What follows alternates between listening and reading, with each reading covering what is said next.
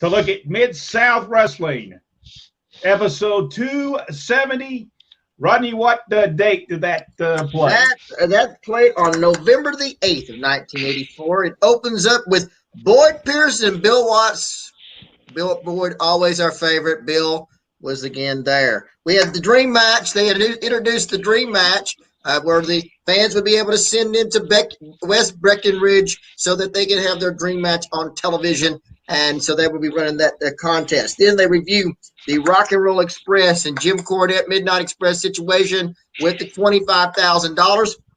And they go back and they recap the entire situation involving the straitjacket and the attack of the Midnight Express where Ricky Morton got pile driving. And, of course, Robert Gibson was all tied up in that straitjacket, put on, by the way, by Ricky Morton, with the fans telling him not to do it. But anyway, Cornette was stomping Robert Gibson, and then Ricky Morton was getting the pile driver followed by the Boston Crab. Dennis Condrey had him in the Boston Crab, and then Bobby Eaton comes off the top rope, and it was the people were hot. They were hot. They reviewed that, and then we go to the video of Jim Ross and Ricky Morton and Robert Gibson on the scaffold. 20 foot in the air, 16 feet from the ring, and they explain the stipulations that they're going to go with, put the Mid-South Tag Team titles against the $25,000 of Jim Cornette on the scaffold match. And they had those all over the Mid-South, not only at the Superdome, but they had them all over the Mid-South. Then, does anybody want to comment on any of this so far? Well, I do want to say this. Jim Ross was sitting on that scaffold. He was laying on it. And what I felt was very interesting was Ricky Morton, while he was doing his interview, he was holding his mic and he said, it's really scary up here, especially with Robert Gibson shaking this scaffold. I found that to be a pretty good part of the interview. All right, now we have match number one. It's Del Veasy and Jack Victory against Ricky Morton, Robert Gibson, Rock and Roll Express. It was short work as the double drop kick was executed on Jack Victory, Rock and Roll Express over on that one. Not much to say there. I think they were trying to beat Magnum TA's record, honestly. Well, no, this was before Magnum TA's record, but anyway. So now we have an interview with it's a press conference called by the General Skandor Akbar, Jim Cornette, Buddy Landell, Hercules Hernandez. And in this, a transaction has taken place now. General Skandor Akbar is the new manager of Hercules Hernandez, now Sheik Hernandez. During that interview, Akbar accosts Mr. Landell over why he still has the Rolex watch. He was supposed to be giving it to something or doing something with it. He has no idea what yet, as of yet. But in this point, what I began to see is the changing. It's the diminishment of Cornette and the Midnight Express, and in comes Akbar, sort of the change taking place. Very sad to see. Well, let me get your opinions on that, and we'll go ahead. Jack, what's your opinions of that? I agree with you. I nothing against Akbar. I like Akbar, but when you're comparing the two of him and Cornette, there's really not much to compare there. I mean, Jimmy was so far ahead of just about every manager in the South at that time. So, yeah, I wasn't real thrilled about it either. You know what I thought too? It kind of stooged off who was going to lose the tag match. You kind of seen that the Rock and Roll was going to beat the Midnight Express and what has to be one of the worst matches in professional wrestling history, the scaffold match. It works good when you have somebody like Bill Dundee in it, Coco Beware, or someone that's not afraid of heights. But when you start putting people up there that are scared of heights, it just the match just doesn't come over well. Yeah, I agree with Jack. What we will see, and Mr. DiBiase has said and stated publicly, I think several times, that Bill Dundee hot-shotted the territory. Well, I got some news for Mr. DiBiase. Mr. DiBiase, you and what your stuff is that everybody saw in 1982 and 83, it was old hat then, and if they think they're going to do old hat again, it was just that you couldn't follow it with the same stuff that you were doing before. There was other words. There was a pause there, you can add your own little word in there if you'd like. But no, Bill Dundee didn't hotshot anything. You couldn't follow the Midnight Express. Well, if you go back and you look at what hot shotting would be, really, when you go back and watch the TVs, and we've reviewed the TVs from January all the way here to what was the date again? It's November the 8th. November the 8th. You don't see hot shotting in this. You see a lot of talent get moved through. Now, I will admit there's a lot of talent that gets moved through, and maybe they shouldn't have moved the talent as quickly as they did. I don't know why that was going on. I don't understand why PYT and the Fantastic was moved through. The Midnight had such a whole lot more that they could have offered there, but for whatever reason, the moment the Rock and Roll leaves, they just kind of give up on the Midnight Express and say, okay.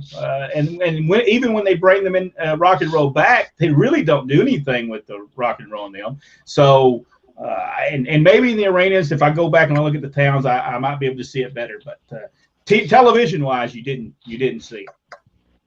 No. And I agree with that. All right, now here comes the thing they've been building up for the last few weeks with Buddy Landell and the Rolex watch. As match number 2 is going to be Hector Butch against one of our favorites here, Jim Horton. Just tremendous. And Horton was absolutely awesome in this whole situation here. If you got a chance, ladies and gentlemen, he was stellar. Absolutely stellar, especially as DiBiase threw him out of the ring. It was fantastic. Anyway, it was Buddy Landell. During the introductions, Buddy Landell comes in and says that he has made a deal with he and Akbar, and now he thinks that they should join Akbar in his quest to once again, for the, I believe, 3rd time, take over Mid-South Wrestling. Okay, so now Reed says that he has nothing to do with General Akbar. He said, but wait, but this Rolex watch is for you. It's a presidential Rolex watch. I have no idea what that means. I'm sure it means something. I guess it means something. I know maybe they said something about $12,000. If you have a watch that's $12,000, I wouldn't be wearing that. I don't know. I think that was one of those that Dad used to buy. You know, the fake Rolex. Always regretted not getting one of those from him. Yeah. Yeah. Anyway, so he gives the watch to Reed, and Reed said, "Let me tell you what I think of this." And of course, Reed says he said him and Landell have an argument. Landell says something about, "I've trained you well. You've learned a lot." So he said, "What are you talking about? You trained me. I'll just let you hang out with me because I felt sorry for you." And then proceeds to take the Rolex watch, throw it down on the ring, and it falls apart. He stomps it, and Landell has a conniption. Pushes Reed. Reed cleans his clock, as Bill Watts had been predicting for a few weeks back. Cleans the clock. He was under the booking. He knew that was 6.5. Okay. And then comes Akbar, Hernandez, and DiBiase. And Akbar, he's awesome in this. I'll just tell you, he's really awesome in this. He tells Reed, he said, "No, I'm here. It's peace. We're here. We're coming peace. We just want you a part of this organization. That's all it is." And then of course, Reed didn't, he declines, and he finally says, "Let me tell you the way it is, Reed. Either you are with us or you are against us." And Reed says, "Well, I guess I'm against you," and proceeds to slap Akbar. And then all three, Landell, Hernandez, and DiBiase, all on Reed. They're beating the crap out of Reed. And then, of course, Jim Horton tries to get involved. DiBiase, out the ring he goes. Fantastic move for Jim Horton, one of our favorites here. It continues until Hacksaw Jim Duggan clears the ring with a 2x4, and I wonder if he would have made contact if that would have been a $10,000 fine. You know, but did Bill Watts, am I wrong about this? Did Bill Watts say something like, "Well, you know, sometimes you have to fight fire with fire"? Did he say? Well, and also that wasn't during an official match. Or was it? No, the match had not begun yet. So anyway, Duggan's out with a 2x4 cleaning house. They go to a commercial, come back. By the way, when Duggan came out, did you see the people? Yeah. Now, I want you to see that. Go back and watch Mid-South Wrestling episode 270. Go back and watch this show. Go watch the Rock and Roll Express come out. And then go watch when Jim Duggan comes out. Two separate types of people who are over. Jim Duggan, everybody was standing. Rock and Roll, not as much the second time they came back. Not their fault. Not their fault, period. But they just didn't have that same, because them leaving the way they left, it just didn't get them over. They just didn't get them back over when they came back the way they were prior to it. And we were there. We were there when they were there at the beginning and the pops they received, and we were there when they brought them back. And they just didn't. It wasn't their fault. It was just them leaving and no explanation of why they left didn't help them any. Jack, what did you think about that? Well, I agree. They you could see the difference in the reception they were getting there. And again, not Rock and Roll's fault. They were, this is a time period where I think they were as good as they ever were. Yep. And they still had years ahead of them of being good, but they were great here. But Duggan was over. Duggan was over. I'm sorry, we're Duggan in Mid-South. Yes, right. It's Duggan. Yes, the big deal down there. Come back to the desk. It's an interview with Bill Watts and Boyd Pierce with Reed and Duggan, and they agreed to team together to go against Akbar and his army. Coming up, match number 3 is not the first appearance, but the latest appearance of Chavo and Hector Guerrero as they face Mike Jackson and Shawn Michaels. And Shawn Michaels in this one paid his dues. Let's just say he was paying the dues. Comes out finally in the end as Michaels making a tag to Mike Jackson in a flurry of drop kicks. He was drop kicking the Guerreros. He went to drop kick Hector. Chavo pushes him out of the way, falls back on his head. Mike Jackson does. Chavo then grabs him and puts him into or Hector grabs him, puts him in a full Nelson, takes him back. And then it's Chavo on the second rope, comes off with a kind of a roll, I would say, a headbutt roll into the chest, and it was all over for Mike Jackson and Shawn Michaels as Chavo and Hector Guerrero, the Alamo Busters, win on Mid-South Wrestling for their initial, appearance. And soon we'll be going after the Rock and Roll Express. Match number 4. Oh, well, let me just get your impressions of the Guerreros. Jack? Oh, I thought they were great. I wrestled Hector one time. I thought my cardio was great until I got in the ring with Hector, and I found out it was not. but yeah, though I thought it was great, fast-paced match, solid. You see why their legacy as a family still lives on today. Those guys were awesome. Great finish. Love the finish. Never saw it before, I don't think. They were original, and they were doing super business in Houston. I mean, super business. So it only seems right that, if you're doing well in one market, especially a big market like Houston, that you would be brought to the rest of the Mid-South. And like I said, they were doing some great stuff with Jose Lothario and just awesome stuff. Match number 4, Ted DiBiase against Lee Ramsey. And of course, it was Lee Ramsey's first encounter, first match on Mid-South Wrestling. That's what Bill Watts said.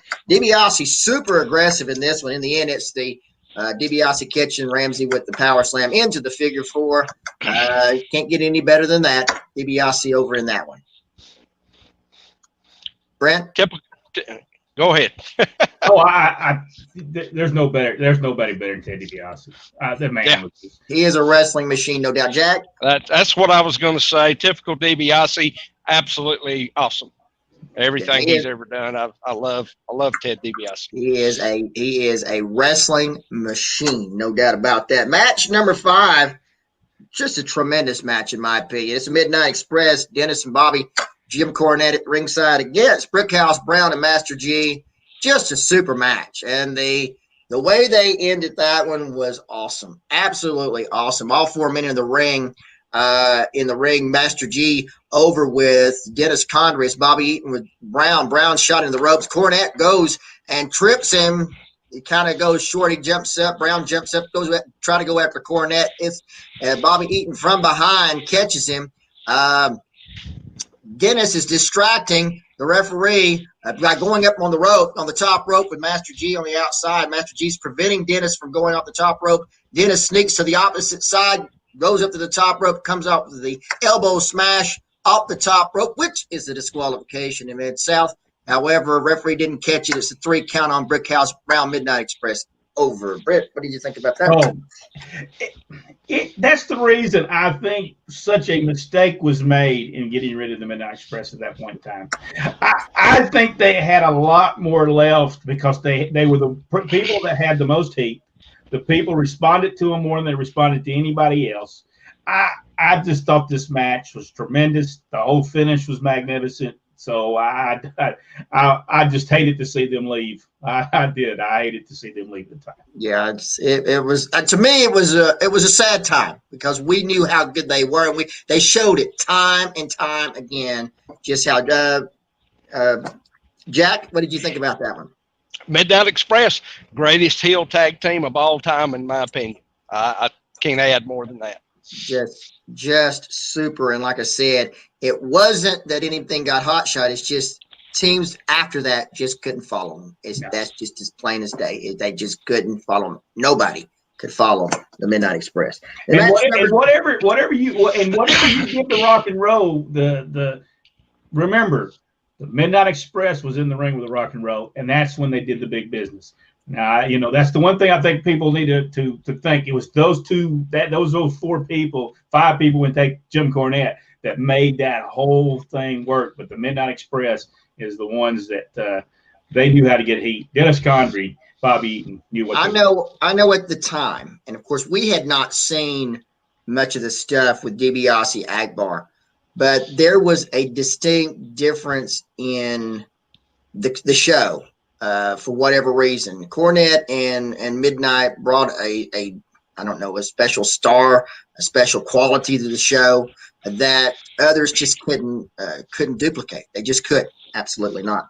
Match number 6 was an interesting one, to say the least, as our good friend and one of our favorites, the North American champion, the Big Cat, Ernie Ladd, and Buddy Landell to face Tony Falk and Bill Dundee. While the introductions were being made, Magnum TA comes out and he talks Tony Falk out of wrestling in that match to take his place. And Ernie Ladd was going to have none of it, and he took exception. There's no way I'm going to do this. Man's trying to hurt me. I will not stand for this. And he gets out and he walks out. So then Bill decides it was just Landell in the ring. Bill says, "Well, it's just me and Landell then." And Landell said, "Hold it. Ernie's calling me. I got to go." And they both leave. I thought it was awesome. Leaving Bill Dundee and Magnum TA in the ring. It was short, sweet, but I loved it. Ernie Ladd and Landell was just awesome, especially when Landell said, "Wait, hold it. I think Ernie's calling." He runs out. They end the show with, of course, talking about the dream match again, and an interview with Steve Dr. Death Williams challenging Jim Duggan to that. We were going to see it a few weeks ago, the helmet match, a football helmet match on television, and also on the next week's show with the Mid-South Television Championship on the line, Exotic Adrian Street and the superstar Bill Dundee. And that will be all on episode 271. All right, that's Mid-South Wrestling, episode 270, our review of that program.